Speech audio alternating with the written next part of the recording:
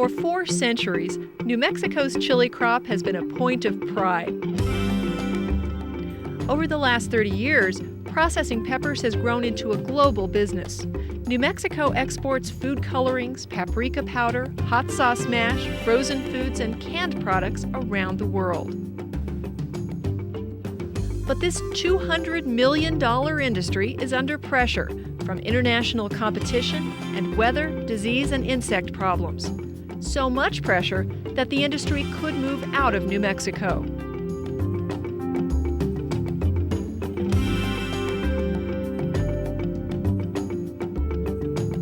Unless we do something to strengthen our position, this industry is going to go somewhere else. It's already beginning to unravel. A good portion of it has moved to Mexico. There are lots of imports from India and South Africa, Spain, Morocco, and I think that unless we use the advantages that we have, such as scientific research and so on that the university can provide, we are going to be facing some hard times. In 1998, growers, processors, and scientists from New Mexico State University formed a chili pepper task force. More than 100 people, many of them competitors, teamed up to preserve the industry.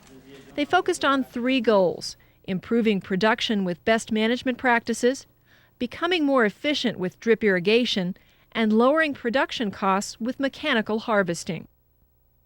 More and more product is being imported into the United States, so we have to compete against labor costs that are much lower than ours. So we need to really mechanize and increase the use of our technology to be competitive. And mechanical harvesting is one of the areas that the chili industry has identified is needing help and getting implemented here in New Mexico.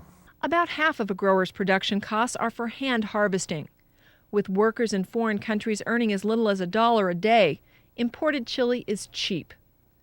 With unharvested chili in the fields, growers in eastern New Mexico worry not only about finding harvesting crews, but also about getting the financing to stay in business.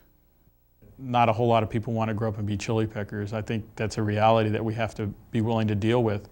And from our standpoint, technology doesn't have to be computer chips and telecommunication advances. In this case, our technology advances are going to be in simplifying the harvest or the mechanics of harvesting chili peppers. The industry is at a crossroads, much as the cotton industry was 40 years ago, before the crop was mechanically harvested. If mechanical harvesting does not develop, it will cause the death of chili in southern New Mexico. Without chili, growers would be missing a key rotation crop for their farms, and one of the few crops they've been able to count on. Chili is holding agriculture together in southern New Mexico. There's just not enough margin per acre in our other traditional rotation crops: cotton, small grains, onions, melons, alfalfa. All the margin has just gone away from them, and chili is holding us together right now. Making a transition to mechanical harvesting is imperative, but it won't be easy. It will mean changes from the ground up for both green and red chili. In order for mechanical harvesting to be successful for the New Mexico chili industry, we need to breed new varieties that are suitable for mechanical harvest.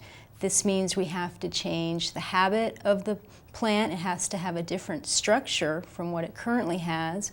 We have to have fruit that can be easily detached by the machine.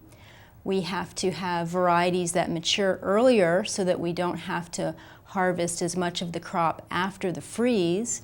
And we also have to maintain high yields and high color.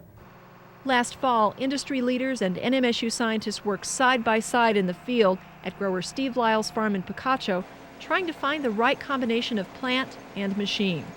In addition, they tested chili cleaning equipment needed to separate branches and trash from mechanically harvested chili. Right now, the most difficult to process, to harvest mechanically and clean, is red chili after frost, and that's really what we're working on. We think if we can do that, then we can also do the others. Task force members have committed their time, their expertise, their equipment, and their money. They're making real progress, but time is running out.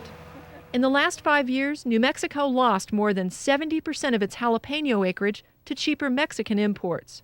Green chili imports from Mexico are increasing. Red chili competition is coming from Asia, Africa, and Latin America. Thousands of jobs are at stake. Ironically, New Mexico's chili crisis comes at a time of worldwide expansion. We see our industry is still growing. The Mexican food category is growing.